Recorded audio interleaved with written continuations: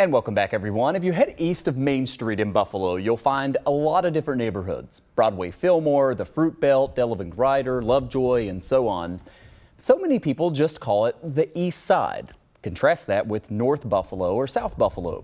Well, some business leaders and city leaders are starting to rethink the wording because they say words matter. In fact, the Buffalo-Niagara Partnership, which represents the business community in our region, said last week that it will use East Buffalo now to refer to that area of the city rather than the East Side, and it's encouraging others to do the same. Two prominent Buffalonians explained it this way. There's a sort of negative connotation that goes with East and West Side versus North and South Buffalo. And we'd like, from our perspective, everyone to think of our communities as all of Buffalo. And when you say East Side, West Side, as opposed to North Buffalo, South Buffalo, it's exclusionary. There's power in words, right? And there's power in a name. So we want to get beyond that, and the stigma that underlines that.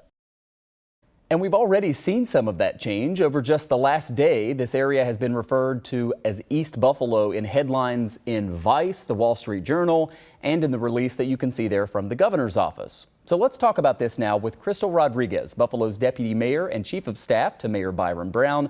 We heard a bit from you in that clip that we just played. I know that City Hall is closed today to observe Juneteenth, so thanks for taking some time to talk with us on a holiday when you're supposed to be off work.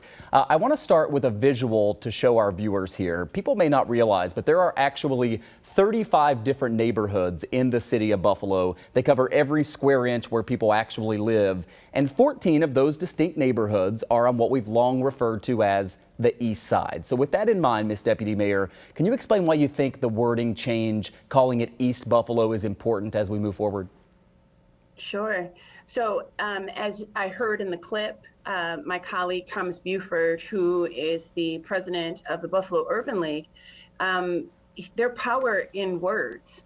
And so when we are going on about our day, and I am a proud Buffalonian, born and raised on the East Buffalo, we've always referred to it as the East Side, just as I've had family members on the West Side, and we've always said that.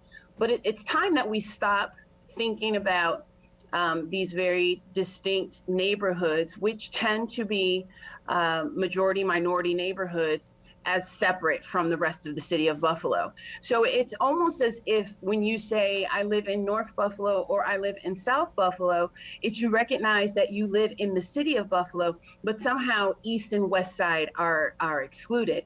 And we know that that may not be intentional, but we do want to recognize that there is power in our words, and that this is all one city of Buffalo.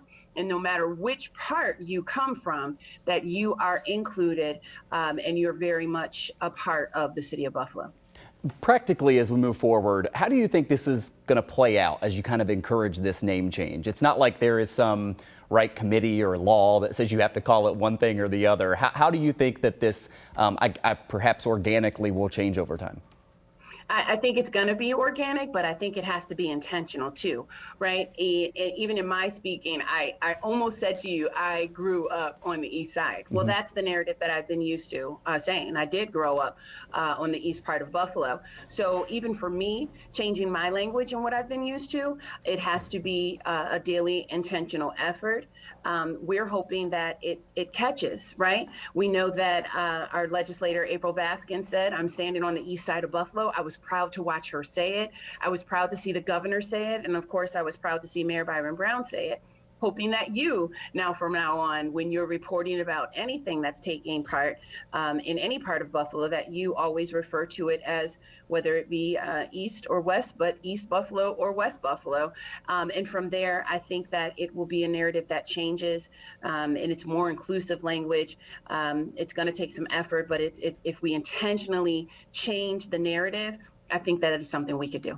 Yeah, we are absolutely having this conversation as journalists because, we use the language a lot, right? And as you say, words matter.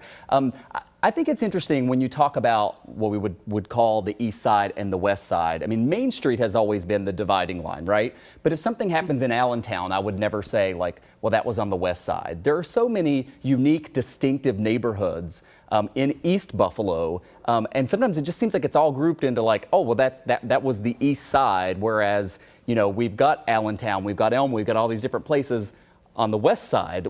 I wonder why it's been different like that, and is that something that needs to change too?